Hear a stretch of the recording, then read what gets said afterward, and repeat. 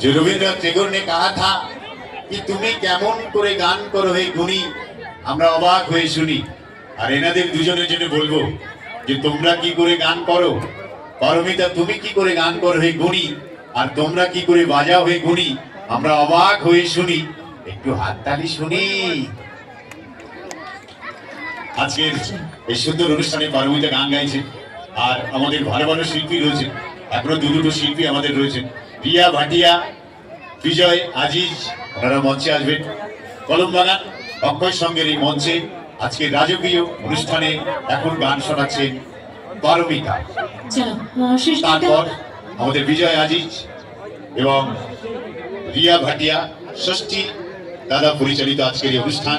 চলো গান শোনাচ্ছেন পারমিতা। শেষ গানটা একটু অন্যরকম করি। শেষ গানটা আমাদের দেশের জন্য গাই, অসাধারণ একটা গান। চলো তোমাদের সকলের জন্য।